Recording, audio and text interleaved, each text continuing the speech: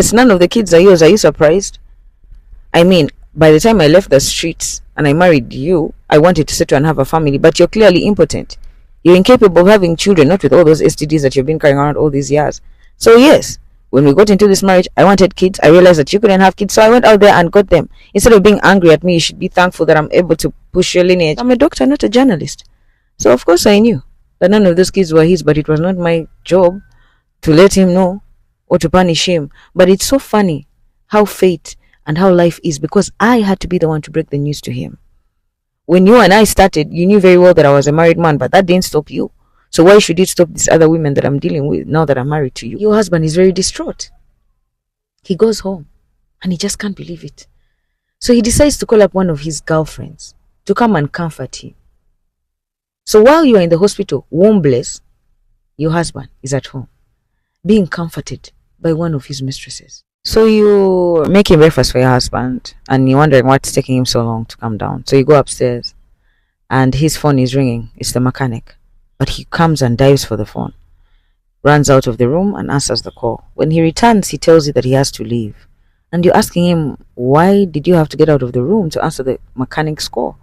And besides, why are you going to mechanic? All our cars are brand new. All they need is servicing. He's like, babe, I don't have time to go through this. So he leaves. You go downstairs and you finalize with the cooking. Later on in the day, you feel sick. You don't understand, but you're worried. So you go to the hospital and the doctor tells you that you have an STD again. This is not the first or the second or the third time that you're in her office. And she's wondering what kind of woman you are. So you decide to tell her the truth. You're like, look, it's my husband who is infecting me with all these STDs. So she tells you to be careful and sends you on your way. When your husband comes home, you confront him, you're angry. You're like, you bastard, for how long would you do this to me? What is wrong with you? He's like, I'm sorry. He pleads, he apologizes, but you don't want to hear it. You go upstairs. The very next day in the morning when he comes down, he finds breakfast made. So he asks the maid who made the breakfast, and the maid is like, your wife did. So even when you are angry with him, you still do what you're supposed to do. You still woke up that morning and you made breakfast for him, and he's like, babe, I'm really sorry. I mean, even when you're angry at me, you're still thinking about me. I really don't deserve you. Please forgive me. So that day, you run errands. In the middle of the errands, you realize that you forgot something at home. So you suddenly return, only to find your beloved husband on top of the maid, on your matrimonial bed, pounding away. This is the final straw. You're like, you know what? This is it. So you run downstairs. You're in shock. You can't believe what you just walked in on. She comes down pleading with you, please forgive me, please forgive me. You're like, really? Go in there, pack your things and leave my house. So she leaves. And after she's gone, you go upstairs to pack your things so that you can leave. Because this is the final straw. And here he is, your husband, telling you that he's sorry, that he's just a man, that she tempted him, that any man born of a woman would not be able to turn down that temptation. You're like, you know what? I've had it with you. So you leave. You go into a hotel. He calls you. You don't want to take his calls. You're done with his nonsense. He calls your mother. So your mom calls you. And she's like, what is this that I've heard? So you explain to her what happened. On top of the STDs that you have been treating, this man had the audacity to lay with a maid in you guys' matrimonial bed. And when you confronted him, he looked you in the face and said that he did not know that you were coming home early. So the mom is like, babe, if I told you what your dad did to me and the things that I suffered through, you would have already packed your things and gone back to your father's house. So you realize that the mom, instead of supporting her, the mom is saying her, go back to your husband. You are still the wife. It is still your home. You don't just abandon your home like that. So she listens to her mom's advice and returns back home. And the husband is so happy. He's like, babe, I'm sorry, it will not happen again. I'm going to turn a new leaf. And for a while, it seems like he has turned a new leaf. A couple of weeks later, she falls sick. Remember, they have no maid. And you know why they can't have a maid? Because he sleeps with anything in a skirt. So when she leaves the market, she's not feeling well. He comes home to find her in bed. He takes her to the hospital. And lo and behold, the doctor declares that she is pregnant. So they are happy. Everything seems like it's working out. Her and her husband, they are home. Months go by. The belly is growing. Everything seems fine. Until, like before, she starts to feel unwell. So you're not feeling well. You run to the hospital. And unfortunately, the doctor has to let you know that you have a severe STD. However, because you are in your second trimester, they cannot give you any aggressive antibiotics to treat it. So you have to bear with the symptoms until your child is born. Imagine. So you go home and wait for your husband. And the moment he returns, you confront him again. You're like, you bastard, what is it that you want from me?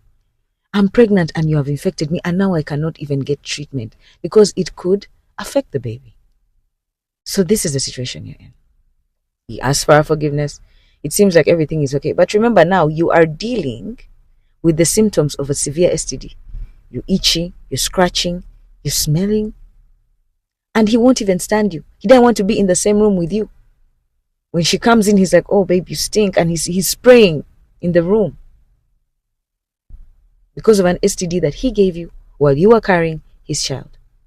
Long story short, you eventually lose the baby because this STD was it was horrible. And unfortunately, you were in a position whereby you could not take medication. And because of that, you don't just lose the baby, you lose your womb. So the doctor breaks it down to your husband, and he tells him that unfortunately, because of everything that transpired with the very aggressive STD that she contracted during her second trimester, and the fact that we could not administer the necessary drugs because they were very aggressive, we ended up losing her womb and the baby as well. So your husband is very distraught. He goes home and he just can't believe it. So he decides to call up one of his girlfriends to come and comfort him. So while you are in the hospital, wombless, your husband is at home, being comforted by one of his mistresses. A couple of days go by. The doctor calls your husband and he's like, what the hell is going on, guy? You came, you dropped your wife here, you paid for her medication, but you have not returned. And whatever she's going through right now, it is bad for her mental health. Please, come and collect your wife. So your husband comes to pick you up, brings you home. And this is the situation you guys are in. You're depressed. So you ask him, you're like, babe, I want to go back to work. He's like, I don't understand why. You're like, I need a distraction. I need something to distract me, to keep me occupied. He's like, no, there's no reason why you should work. I provide for everything that you could possibly need. He stands up and walks away. But surprisingly, the very next day he returns and he tells you, you know what? I've been thinking about what you said, and I think you should go back to work. So you're happy. You're like, babe, thank you so much. And then he's like, but there's something else that I want to discuss with you. I want us to bring another person into this family. So you get excited. Remember, you're now barren. You have no womb. So you're assuming that he's talking about adoption. You're like, babe, you want to adopt? He's like, no. Why would I do that? I can father children. What I want is to marry another wife. So he tells you in that moment that he's going to bring another woman who is going to be the one to mother his children, because unfortunately, you lost the womb.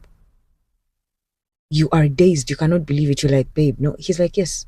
I don't understand why you'd be okay raising someone else's random child and you would not be okay with raising my child just because my child is from another woman. I'm not getting any younger. So in this dazed state, from what your husband has told you, you stand up and you walk outside, barefooted. You're walking on the road. You even cut your leg. You're bleeding. You sit on the side of the road, dazed. So after you've gotten yourself back together, you decide that you're going to go back home. What you do not know is that while you were here dazed on the road, your husband had called up this young lady and told her, bring your things to this house. It's my house. I've already told her, bring your things. So by the time you return, you find your husband and this strange woman in your matrimonial bedroom, in your room, telling her that she can move in and then telling you that you can move to the guest room. Let's make this environment conducive for this woman who's going to bear the children that will be in this household. And that is the final straw for you. You get your things and you walk out. You decide to lodge in a hotel. So, maybe a day later, the doctor calls you, asks how are you doing, because she used to check on you. Even when you had lost your womb, she would check on you, see how you're doing. You have a good rapport with her. So you tell her that you left your husband.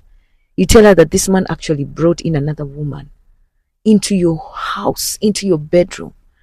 So it was the final straw, you couldn't take it. And she can hear from how you sound that really you're not doing well. So she's like, don't worry, tomorrow I'm going to come and get you. You can't be alone at a time like this. As you're leaving as you're leaving this hotel room, you bump into a guy in the corridor.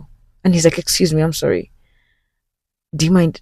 I don't mean to disturb you, but you're one of the most beautiful women I've ever seen. You're gorgeous. This man is talking to you and all you can see is your husband.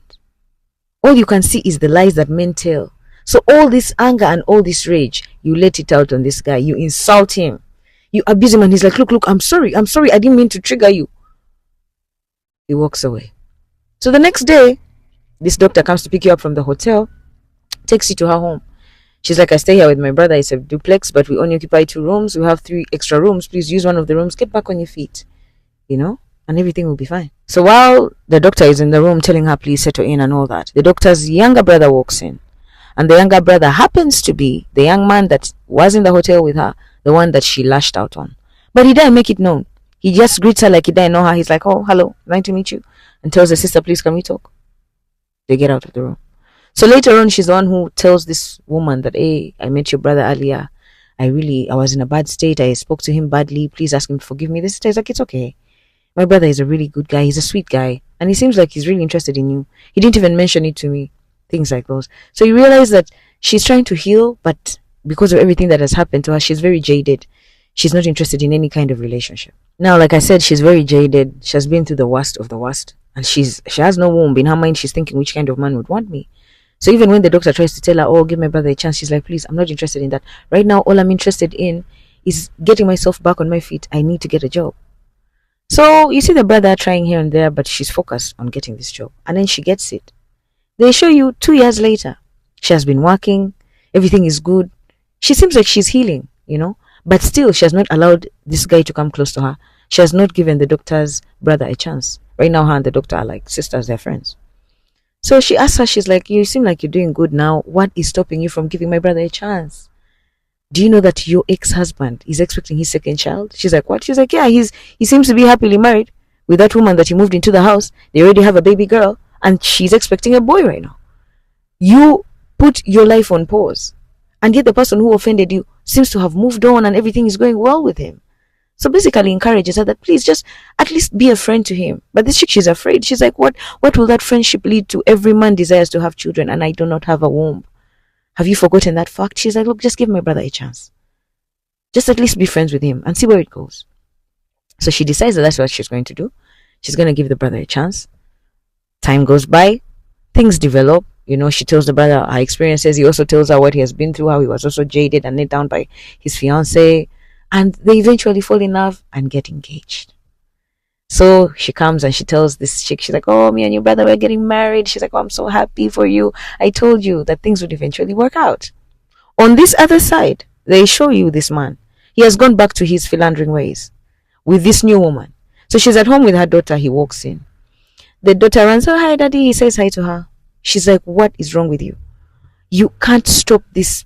What's wrong with you like a dog? He's like, I don't get what your issue is. I'm doing with you what we did to her. I mean, I don't get it. When you and I started, you knew very well that I was a married man, but that didn't stop you. So why should it stop these other women that I'm dealing with now that I'm married to you? Basically, lets her know that, look, this is me. And this is going to be me. So you better deal with it. He tells her, please put the kid to bed. As he's yelling, the baby wakes up. So you realize that it's not the happy family that we thought that it was. Right? So now you see this guy, like I told you, he has gone back to default settings. He's now cheating on his wife, coming home late at night. They're in the bed. He's trying to turn her over. She gets the condom and hands it over to him. He's like, what are you doing? She's like, you're going to wear protection. Do you know how many STDs I've treated in this marriage? I am tired. Now that we have finished having our 2 kids, there is no reason why I should have sex with you live. So wear a condom. That's where you see the difference between her and the other woman. This other side, these guys get married. They are now working towards adoption. They find a surrogate, a person who's going to be able to help them carry their baby. So they show you that things are progressing well. They bring you back to this man. He's at work. His daughter is feeling ill. They are calling the wife. She's not picking the phone. So they call him. He goes to pick the daughter, takes the daughter to the hospital. During the tests, they tell him the blood group of his daughter, and he's confused because his blood group O. And he knows that the daughter has no business being any other blood group or A or what, because the mom is the same as him. So when he gets home, the wife is confused. She's like, hey, you've come home early and you have the daughter. He's like, yeah, our daughter was feeling sick. They tried to call you, but they couldn't reach you. She's like, oh, as she's taking the girl to the room, he's like, wait. They say that she's AB, and I don't understand how she can be AB, because I'm O and you're AA. So how can she be AB? The woman is like, you're crazy. Maybe it's one of those women that you're out there sleeping with that you're confusing for me.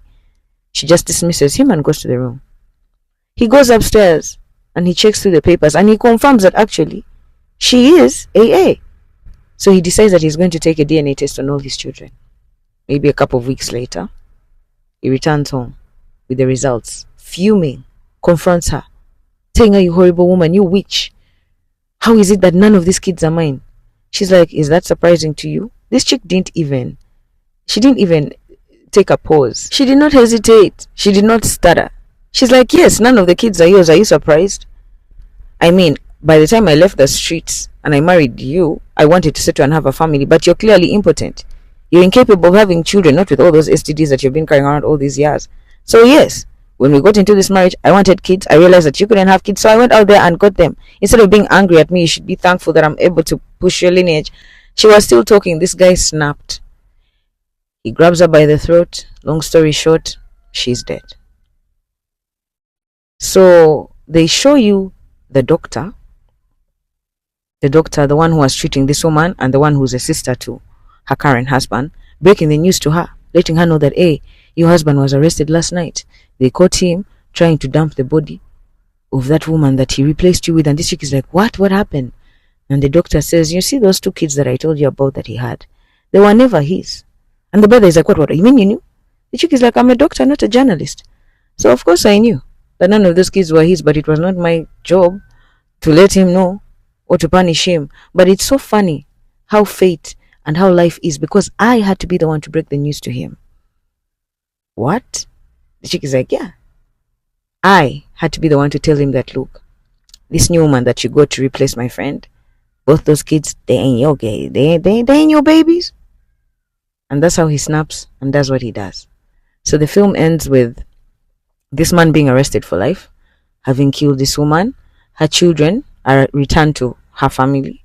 And then this other lady and the brother, they end up happy, They have their new family, they have their baby, the surrogacy went well and the woman delivered. And that is their happily ever after. So that's how the movie ends, guys. What do we learn from this? Can you imagine this woman and the situations that she had to endure? Can you imagine losing your womb and being unable to have children simply because a man could not wear a condom? We take these things for granted. But you saw that the moment she was unable to bear children, the man replaced her with someone who could. He did not hesitate. Her mother, who was saying her stay in your marriage, was the same one who was calling, crying on the phone, saying, "I can't believe you no longer have your womb. But you're the one who told me to stay in my marriage. When I was crying out to you, telling you that my husband is sleeping with everything that has a skirt, you said that I should stay. Now that he has infected me, even when I'm pregnant." Like, now she has lost her womb and she has lost your baby. And the best thing that you can do is to replace her with somebody else. You guys, this woman was in the hospital. The doctor is breaking the news to her that we had to remove your womb. Meanwhile, the husband was at home sleeping with another woman in that present time. And he stayed away. It's not until the doctor had to call him and say, "Guy, come for your wife," that he's like, "Oh, Nanti, the news you gave me, it was so hard for me. It was so hard for you to find out that you're the reason as to why your wife lost her womb. So hard that you had to get another woman to warm your bed." And you people, may God have mercy on us. This is somebody's story. This is a woman out there dealing with this. It is just really so sad to see. You guys, this is something that we really take for granted. Go, all men cheat. Go, all men are dogs. No. If you know that you have that problem, don't marry. Don't get someone's daughter and bring her into your house only to make her cry day in and day out because she married a man who cannot be differentiated from a dog. You people, as men, respect yourselves, and the first sign of respect is knowing who you give your body to, who you lie with. In the end, I suppose what goes around comes around, because he met his match. He found a woman that would match his madness, and in the end, both his kids were not his. None of the kids were his. He ended up killing her in a fit of rage. Now he loses his entire life and his entire career. He's in jail for the rest of his life. So I guess we can say that in the end, the bad things we do eventually catch up with us, and maybe that's what happened with him. But honestly, we cannot deny the devastation, the loss, that this woman will never have that joy of carrying a child in her own vessel, in her own womb, that they had to rely on surrogacy. And we thank God that she got a child eventually. We need to deal ruthlessly with infidelity. It is not a joking something. I hope that, like, this message, it reaches the person that it needs to reach. That woman who has been dealing with this, the woman who has been sitting silently,